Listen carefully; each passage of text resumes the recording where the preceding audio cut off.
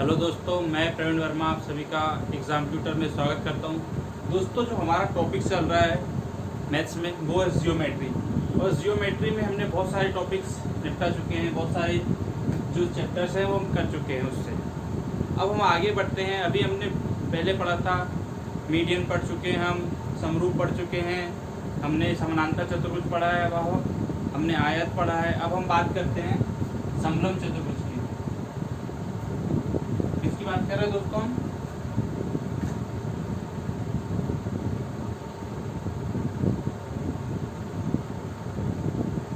समलंब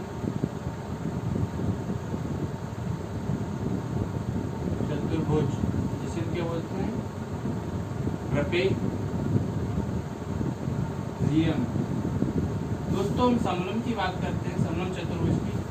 तो समलंब चतुर्भुज में हम देखते हैं कि इसमें दो जो भुजाएं हैं वो समानांतर होती है। इसलिए हम आकृति देख लेते हैं समलंब चतुर्भुज की। एक रेखा बड़ी होती है, एक रेखा छोटी होती है। इस प्रकार से समलंब चतुर्भुज बनता है। मैं अगर नाम दे दूं इसको ए बी सी डी, ठीक है दोस्तों। इसको हम क्या बोलेंगे? इस लाइन को, इस भुजा को, इसको हम लेग्स कहेंगे, ठीक है। ये जो है इसको हम क्या कहेंगे? बेस। ये ऊपर वाली जो लाइन है इसको भी हम क्या कहेंगे? बेस। अब मैं बात कर लूँ यहाँ पे प्रॉपर्टी की। तो समलंब चतुर्भुज में हम दोस्तों बात करते हैं, समलंब चतुर्भुज में जो है जो कौन से कोण होते हैं? संलग्न कोण होते हैं, एडजस्टमेंट एंगल होते हैं, वो इक्वल होते हैं। उनका दोनों का ये कितना हो दोस्तों? 180 होता है। Angle A plus angle D is equal to 180। ये कौन सी कोण है दोस्तों? संलग्न कोण है। Angle B plus angle C 180 degree. ये कौन से दोस्तों कोण है? यहाँ पर संलग्न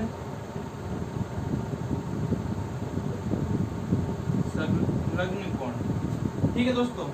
इसमें क्या होता है? इस समलंब चतुर्भुज में ए बी पैरेलल होता है सी डी के। आपको ये ध्यान रखना है, ठीक है दोस्तों।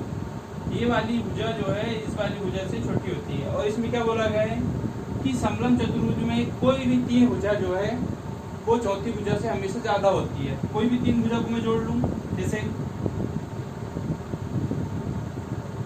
ये पहली प्रॉपर्टी मान लो मेरी, ये दूसरी प्रॉपर्टी है A B plus A D plus B C भुजा is greater than C D. ये हमारी क्या होगी दोस्तों? दूसरी प्रॉपर्टी। और तीसरी प्रॉपर्टी बोला गया कि इसके सभी एंगल जो होते हैं उनका योग कितना होता है? सभी आंतरिक कोणों का योग, आंतरिक कोणों का योग 360 डिग्री होता है, ठीक है दोस्तों। ये हमने बात कर ली समलंब की, कुछ प्रॉपर्टी की बात कर ली, ठीक है। अब समलंब भी दो टाइप से होंगे। एक समकोण समलंब होगा और एक समद्विबाहु समलंब चतुर्भुज होगा। देखो जैसे समकोण कैसा होता है। अब हम बात करते हैं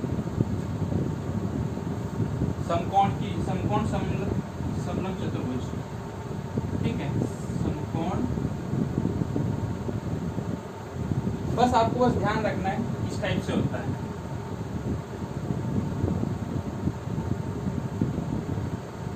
समकोण समलंब चतुर्भुज, ये समकोण बना पहले तो, और उसके बाद ये बन गया समलंब, ठीक है। ये आपको ध्यान देना है। आप इसको मैं एच बोल दूँ, इसको मैं एच बोल दूँ, हाइट मतलब। अगर इसको मैं पॉइंट डिनोट कर दूँ ए बी सी डी और ए, तो इसको मैं बोल दूंगा समकोण समलंब चतुर्भुज। अब मैं बोल दूं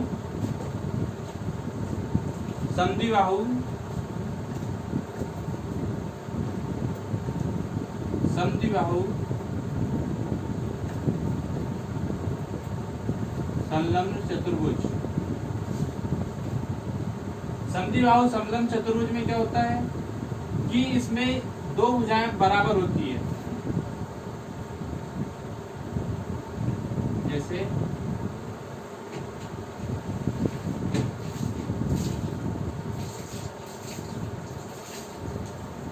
ए बी सी डी, इसको पॉइंट आउट कर देता हूं। तो दोस्तों इसमें क्या बोल रहा है, समद्विबाहु, समद्विबाहु में जिसकी दो भुजाएं बराबर हो, तो मैं बोल रहा हूँ कि ए बी और बी सी दोनों भुजाएं बराबर हैं और ए बी पैरेलल है, ए जो है ए बी भुजा पैरेलल है किसके, भुजा सी डी के, और A D is equal to B C. दोस्तों समद्विबाहु समलंब त्रिभुज में ऐसा होगा। अब हम बात करते हैं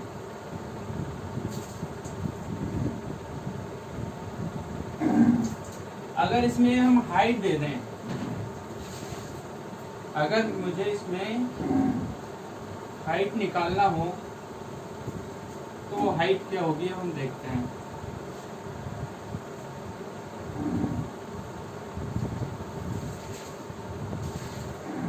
ये हमने बनाया समलंब चतुर्भुज।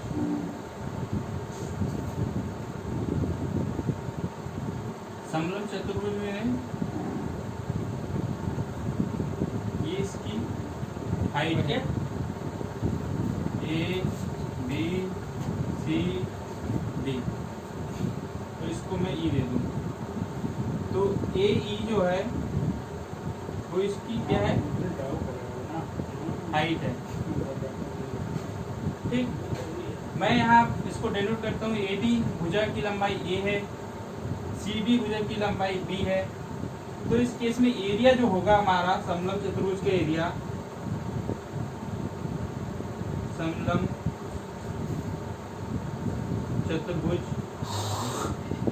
ए बी सी डी का जो एरिया है वो कितना होगा, 1/2 इन दोनों भुजाओं का योग into height, base into height. ठीक है, ये हमारा समलंब चतुर्भुज का, यहाँ से हमने एरिया फाइंड कर लिया।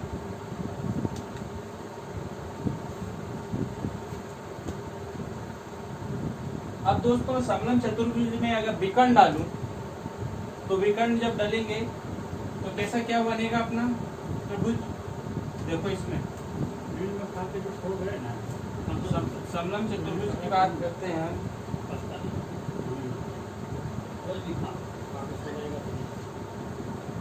समलंब चतुर्भुज में विकर्ण डाल दो, एक विकर्ण AC और एक विकर्ण BD, जहाँ पे काट रहा है उसका बिंदु का नाम दे दिया हमने E। ठीक है, AC और BD जो है क्या है, विकर्ण है। तो यहाँ पे दोस्तों क्या होगा, AE बराबर होता है इस पॉइंट से इस पॉइंट का वैल्यू और इस पॉइंट से इस पॉइंट का वैल्यू इक्वल होगा। AE बराबर होगा BE। इसी प्रकार D पॉइंट से E पॉइंट और E पॉइंट से C पॉइंट की वैल्यू इक्वल होगी। DE बराबर होगा CE। ठीक है दोस्तों, और समद्विबाहु है तो AD बराबर होगा BC। ये आपको ध्यान देना है।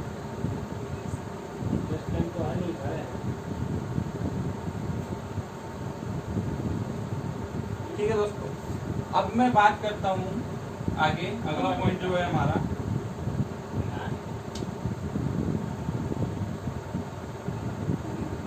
अगला पॉइंट देखते हैं क्या है। अगर बोला गया है कि समलंब कोई चतुर्भुज है,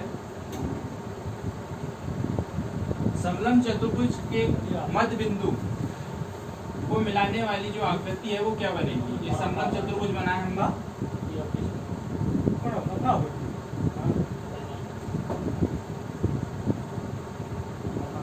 इसका ही मध्य बिंदु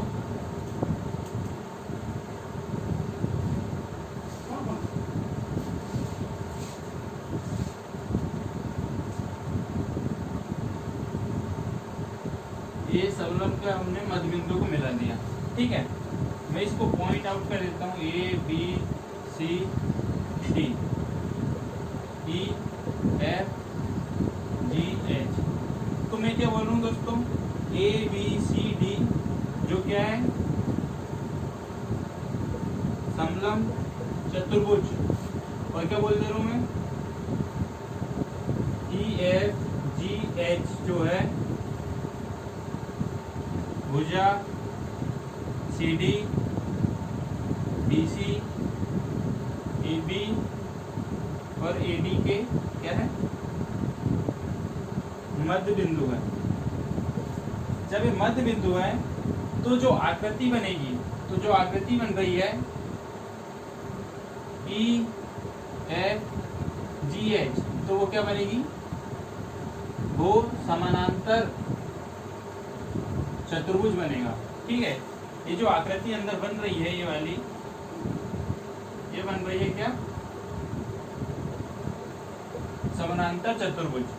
ठीक है, और हम आपको भी समानांतर चतुर्भुज के बारे में हम आपको पिछले क्लास में बता चुके हैं। ठीक है, अब हम बात करते हैं कि कोई समलंब चतुर्भुज है। ठीक है, अगली प्रॉपर्टी आप देखिए क्या है कि एक समलंब चतुर्भुज है और उसकी जो भुजा है, उसके जो लेग्स है, उसके किसी बिंदु पर,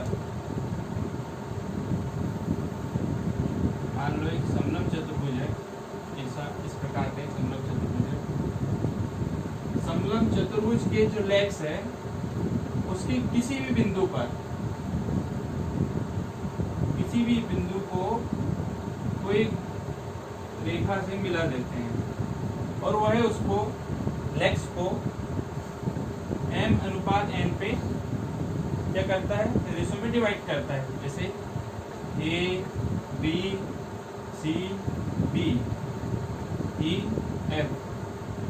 अब मैं बोल दूं यहाँ का जब m/n है तो यहाँ का भी क्या होगा, m/n। ठीक है, अब मैं बोल दूं ये ई का अनुपात ईडी जो दिया है m/n दिया है और ए बी का वैल्यू ए दिया है, सी डी का वैल्यू बी दिया है। तो इस केस में अगर मेरे को मुझे ई एफ की लंबाई फाइंड करनी है, ई एफ कितना होगा, इस भुजा की लंबाई हमको फाइंड करना है, तो ई एफ बराबर क्या होगा दोस्तों, n का गुणा d में करो, n का गुणा a पे करो, तो क्या होगा, m into B plus n into A divided by m प्लस n।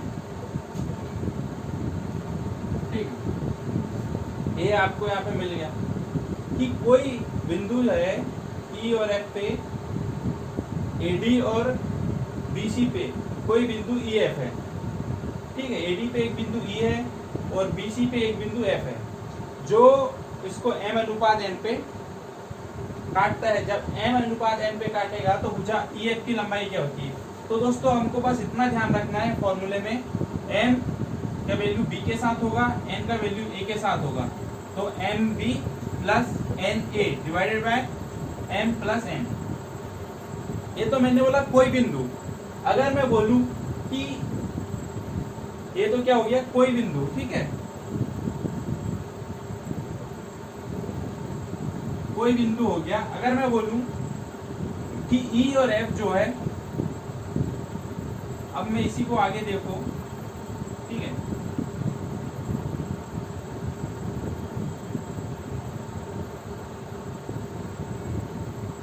क्या है, E और F जो है AD तथा BC का मध्य बिंदु है। मध्य बिंदु मतलब जिसके ऊपर और नीचे की वैल्यू इक्वल होगी, तो वो हो गया दोस्तों मध्य बिंदु। मध्य बिंदु है तो इस केस में क्या होगा, यहाँ की वैल्यू भी एक होगी तो यहाँ की वैल्यू भी एक है। मध्य मतलब अगर ये पूरी 2 है, AD भुजा की लंबाई पूरी 2 है, BC भुजा की लंबाई 2 है, मतलब m का वैल्यू भी 1 होगा और n का वैल्यू भी 1 होगा।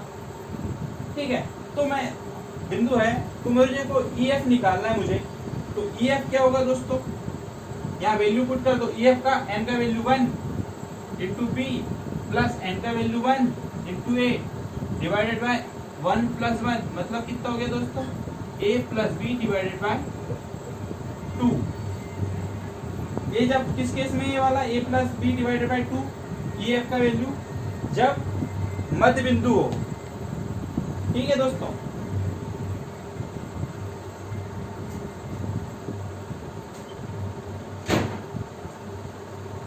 जब समलंब चतुर्भुज में E और F जो है वो मध्य बिंदु हो, तो उस केस में EF बराबर क्या हो गया, a plus B divide by 2। ये आपको दोस्तों ध्यान रखना है, इसको भूलना नहीं है। अब मैं आगे बात कर लूं, आगे क्या बोलूं मैं, अगर मैं बोलूं, ठीक है, अगला पॉइंट दोस्तों, इसको मैं नोट कर देता हूं। अगला पॉइंट है, समलंब चतुर्भुज में दोनों विकर्णों के मध्य बिंदु तथा लेक्स संरेखीय हो तो। अगला नोट क्या है, समलंब चतुर्भुज में दोनों विकर्ण के मध्य बिंदु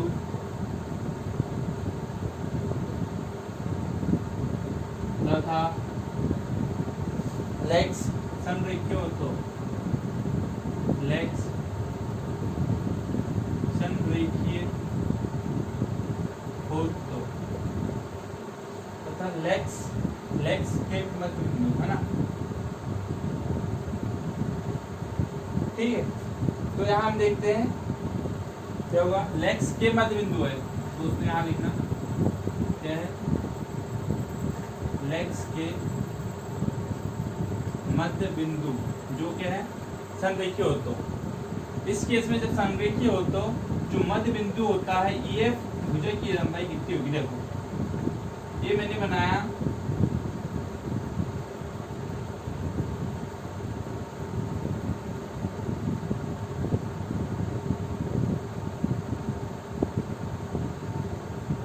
बनाया मैंने समलंब चतुर्भुज। अब मैंने बोला कि दोनों विकर्ण, अब मैंने ये विकर्ण बना लिया, ये विकर्ण गया और ये विकर्ण गया।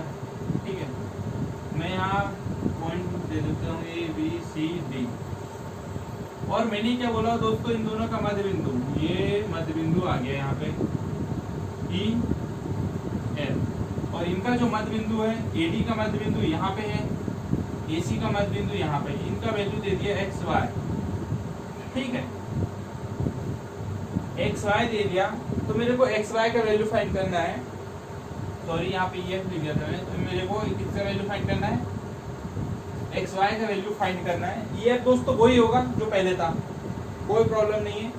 EF का वैल्यू हम अगर ऐसा भी दिया हो तो वही निकालेंगे, रेशो तो वही दिया होगा क्योंकि मध्य बिंदु है E और F, तो 1:1 रहेगा। तो EF का वैल्यू दोस्तों सेम निकल जाएगा, EF बराबर a प्लस बी बाई 2 कर दो, हो गया। मगर हमको XY पे निकालना है, तो देखो XY पे निकालना है तो मैं बोल दूं M मेरा 1 है और N की वैल्यू भी मेरी 1 है, तो XY बराबर कितना हो गया, XY M, A वैल्यू मेरी, ये वाली भुजा A है और ये वाली भुजा मेरी B है। तो मैंने क्या बोला था दोस्तों, इसको ऐसे और इसको ऐसे डायगोनली हम मल्टीप्लाई करेंगे, MB और यहाँ हो गया NA। अब दोस्तों हमको एक छोटी वाली निकालना, मतलब हमको एक्सपांड नहीं करना, उसको कॉन्ट्रैक्ट करना है। ठीक है, उसको कम करना है। जब हम कम करेंगे तो यहाँ पे माइनस का साइन आ जाएगा। भुजा हमारी छोटी ही करना है, बड़ी से छोटी करना है, तो माइनस का साइन आएगा, MB minus NA divided by, नीचे का हमारा प्लस ही रहेगा। ठीक है, M प्लस N। तो दोस्तों देखिए XY, M का वैल्यू 1 है, N का वैल्यू कितना है, 1 है, तो मैं यहाँ बोल दूँ XY बराबर B minus A divided by 1 प्लस 1 2। तो XY का वैल्यू कितना निकल गया मेरा, B minus A divided by 2। या इसको ही मैं ऐसे क्या कह सकता हूँ, 1/2 बी माइनस ए मेरा एक्स वाई का वैल्यू मेरा इतना मिल गया 1/2 बी माइनस एक्स। आपको कॉन्सेप्ट समझ में आ गया? ठीक है, आगे हम बात करते हैं, क्वेश्चन की बात करते हैं। देखो क्वेश्चन क्या है, क्या बोला गया है।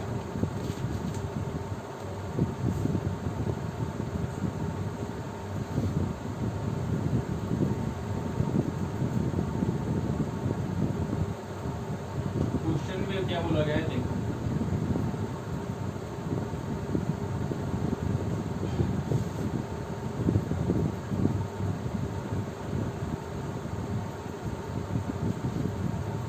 क्वेश्चन है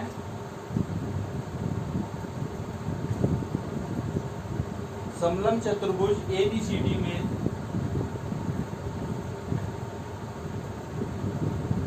AB पैरेलल है CD,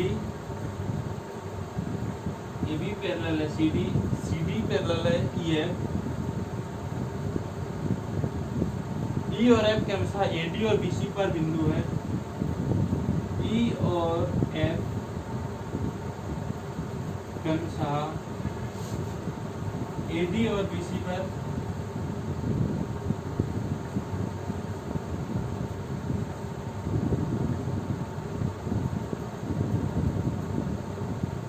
BC पर बिंदु है। BC बराबर कितना दिया है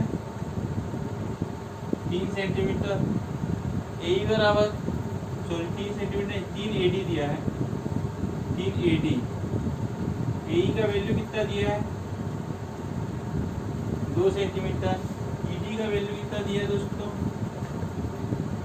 5 सेंटीमीटर। तो BF का वैल्यू फाइंड करना है। देखो पहले तो हम क्या बनाते हैं समलंब चतुर्भुज। अब मैंने कोई दो बिंदु बोला है, समलंब चतुर्भुज बोला है A B C D, AD और BC जिनका जो मध्य बिंदु है दोस्तों क्या है E है और F है। अब क्या हो गया AB पैरेलल है ED के, EF के, और EF पैरेलल है CD के, सब हो गए पैरेलल एक दूसरे के, तीनों की तीनों। अब मेरे को मुझे क्या दिया है BC कितना दिया दोस्तों 3 × AD। ठीक है, देखो AD अभी हम देखते हैं उसको। AE का वैल्यू मेरे पास कितना दिया है मुझे, AE का वैल्यू 2 सेंटीमीटर दिया है, ED का वैल्यू कितना दिया है 5 सेंटीमीटर। तो टोटल AD कितना हो गया दोस्तों मेरा 2 × 5 मतलब 2 + 5 = 7 सेंटीमीटर AD। तो BC का वैल्यू मुझे फाइंड हो गया, BC कितना हो गया 3 × 2 + 5 3 × 7। तो BC मेरा निकल गया दोस्तों 21 सेंटीमीटर। ठीक है दोस्तों, अब मेरा पूरा वैल्यू BC कितना निकल गया 21, मुझे निकालना BF का वैल्यू। तो दोस्तों मैं क्या करता हूँ BF पूरा वैल्यू मेरा अगर कितना है 21 है, अगर मैं BF को x मान लूँ तो मेरा FC कितना हो गया दोस्तों 21 - x। अगर मैं x और 21 - x को जोड़ूँ तो मेरा वैल्यू 21 आ जाएगा यहाँ पे। ठीक है, मतलब BC का वैल्यू मेरे को मिल गया। तो यहाँ से हमने निकाल लिए BF का वैल्यू हमने x लिए, तो FC का वैल्यू 21 - x। ठीक है, अब मैं इस पे दोस्तों थेरेस्पर में लगाता हूँ। क्या करता हूँ ये सब क्या है एक दूसरे के समांतर है। ये जो रेखाएं है ये भी जो पैरेलल है EF के, EF पैरेलल है BC के। तो इस केस में क्या होता है दोस्तों AE का रेशो जो है ED हो गया और BF का रेशो जो दोस्तों क्या हो गया FC हो गया। इसको आप ध्यान रखिएगा इस केस में, समलंब चतुर्भुज के केस में। तो AE का वैल्यू 2 है, ED का वैल्यू 5 है, BF का वैल्यू x है, FC का वैल्यू 21 - x है। मैं इसका क्रॉस मल्टीप्लिकेशन करूं तो कितना हो गया पहले 5x इस तरफ कर लो, 5x बराबर 2 का इसमें करो, 2 दूनी 4 और 2 1 कम 2 - 2x। अब मैं 2x का 5x की ओर पक्षांतर करूं तो माइनस का वैल्यू प्लस में हो जाएगा। कितना हो गया 5x + 2x बराबर 42। अब इधर देखिए आगे, तो इन दोनों को मैं योग कर दूं कितना हो गया 5x + 2x = 7x। इसका टोटल वैल्यू कितना है 42। तो दोस्तों यहाँ से काटो 7 का है ना, 7 तो 7 6 है ना, 7 एकदम 7 और 7 46, तो x का वैल्यू मेरा कितना आ गया दोस्तों 6 सेंटीमीटर, मतलब BF कितना है मेरा 6 सेंटीमीटर। दोस्तों ये समलंब चतुर्भुज का हमारा एक क्वेश्चन हो गया। दोस्तों ज़्यादा प्रॉब्लम नहीं है सॉल्व करने में, बस आपको ध्यान रखना है और आपको कॉन्सेप्ट ध्यान रखना है कि कहाँ से अपना आगे क्वेश्चन बढ़ेगा, पहले क्या दिया है और क्या फाइंड करना है उसको जरूर देखिएगा। जैसे हमने क्या दिया वो तो निकाल दिए, वो तो देखिए हमको भी क्या दिया BC, चलो यहाँ दिया है तो हमने यहाँ BC का वैल्यू फाइंड कर लिया, मगर अब हमको क्या निकालना था BF, तो हमने देखा कि भैया BF कैसे निकालेंगे, तो हमने BC पूरा हमको पता है मगर BF पता नहीं है, हमको FC भी पता नहीं है, तो हमने एक काम करें उसमें से वैल्यू को हमने क्या कर लिया यहाँ पे एज्यूम कर लिया x, उस केस में फिर हमने यहाँ फॉर्मूला लगाया था इसका में AE divided by ED BF divided by FC, बस दोस्तों वैल्यू पुट किया आंसर लाया। दोस्तों मेहनत तो आपको करनी पड़ेगी, बिना मेहनत के दोस्तों कुछ नहीं होता, ठीक है, बिना मेहनत के खाना भी नहीं मिलता, खाना खाने के लिए भी हाथ चलाना पड़ता है, मुंह चलाना पड़ता है, तब आपको खाना मिलेगा, तब आपका खाना बचेगा, हाँ? मेहनत करनी पड़ती है कुछ भी पाने के लिए, तो दोस्तों मेहनत करो, ठीक है, जितना हो सके उतना ज़्यादा पढ़ाई में ध्यान लगाओ।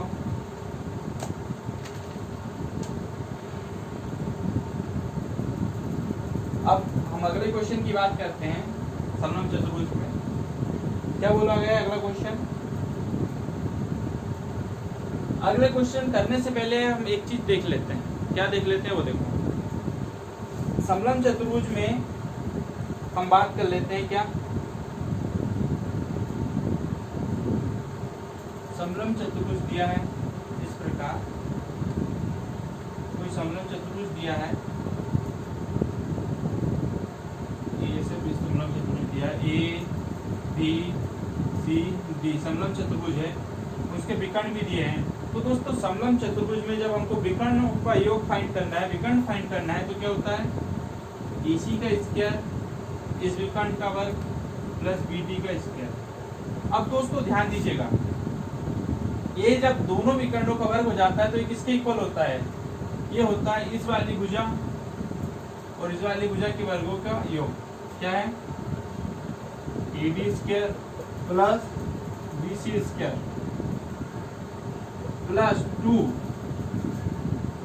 अब 2 क्यों हो गया दोस्तों, 2AB ये वाली भुजा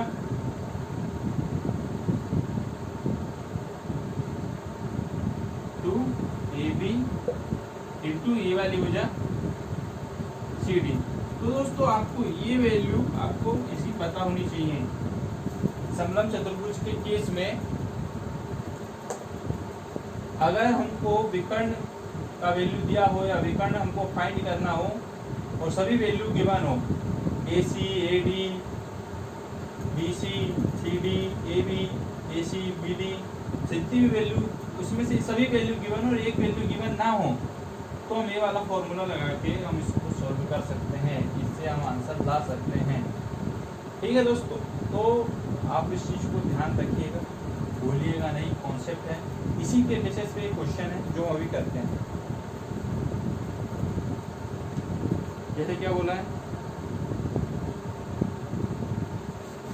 समलंब चतुर्भुज ABCD में क्या बोला है दोस्तों, देखो समलंब चतुर्भुज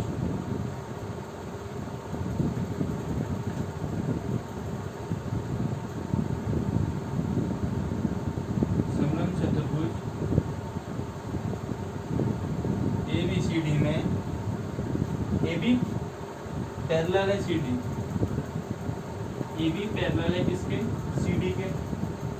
AB बराबर 6 सेंटीमीटर, BC बराबर कितना दिया है दोस्तों 4 सेंटीमीटर, CD बराबर कितना दिया है दोस्तों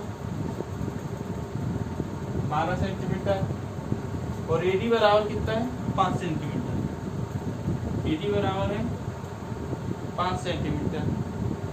हो तो क्या बोला, हो तो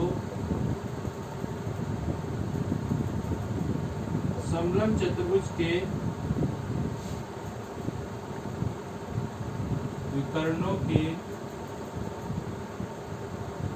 वर्गों का योग क्या होगा। देखो सबसे पहले हम समलंब चतुर्भुज बनाते हैं,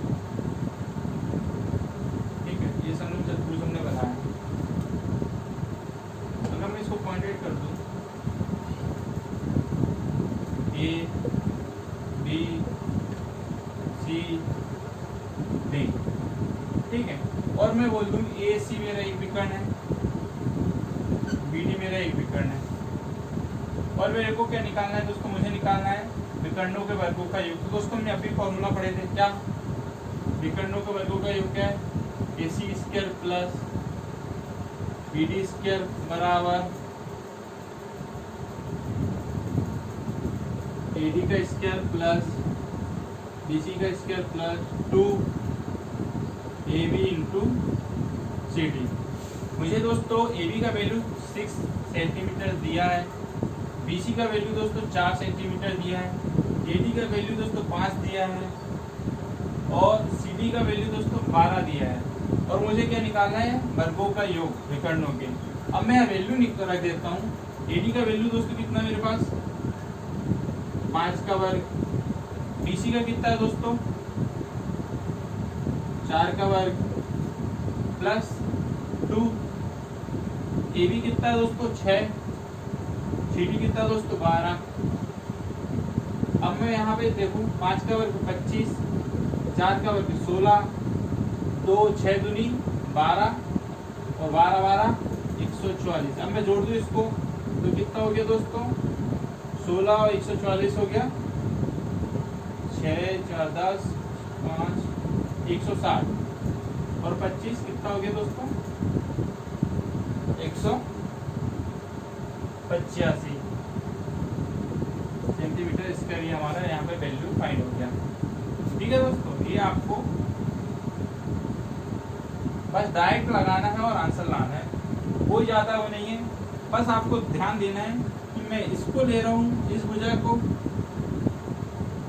और इस भुजा को इसके इक्वल में ले रहा हूँ। तो मुझे किस भुजा को लेना, पहले इस भुजा को लेना है, फिर इस भुजा को लेना है, इन दोनों को वर्ग को लेना है इसके इक्वल में, और फिर इन दोनों आमने सामने भुजा को क्योंकि मल्टीप्लाई के लिए लेना है। बस आपको इतना फैक्टर याद रखना है और कुछ नहीं याद रखना है दोस्तों। मैं आपसे बार बार कह रहा हूँ कि बिना प्रैक्टिस के कुछ नहीं होगा, तो प्रैक्टिस जरूर कीजिए, जितनी ज़्यादा मेहनत हो करें, क्योंकि दोस्तों कंपटीशन बहुत है। आपको पता होना चाहिए अगर 2 वैकेंसी के लिए भी फॉर्म निकलता है तो उसमें भी 50,000 लोग फॉर्म भरते हैं। तो आप इस बात से अंदाजा लगा लो कंपटीशन कितना ज़्यादा है, चाहे गर्ल्स हो बॉयज़ हो कोई भी हो, हर दोनों में कंपटीशन, क्योंकि हमारे यहाँ पे एजुकेशन सिस्टम बढ़ चुका है, स्टूडेंट काफ़ी है हमारे यहाँ पे, बेरोजगारी दर दिनों दिन बढ़ते जा रही है। तो दोस्तों अगर बेरोजगारी दर बढ़ रही है तो दोस्तों आपको तो फिर ज़्यादा मेहनत करनी पड़ेगी। अगर आपको नौकरी चाहिए तो मेहनत तो करनी पड़ेगी, जितनी ज़्यादा हो सके दूसरों से, और कंपेयर करना सीखो, अपने आप से कंपेयर करो, अपने आप को देखो कि मैं पहले कहाँ था और अब कहाँ हूँ, तब आपको पता चलेगा, ठीक है।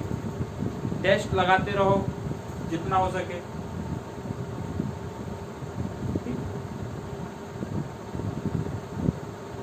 अब मैं बात करता हूँ, अगला क्वेश्चन है,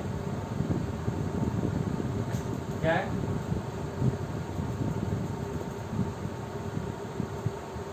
समलंब चतुर्भुज ABCD में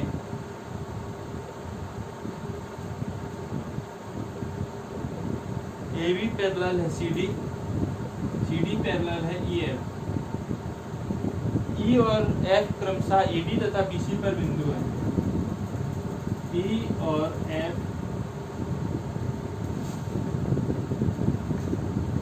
क्रमशः AD तथा BC पर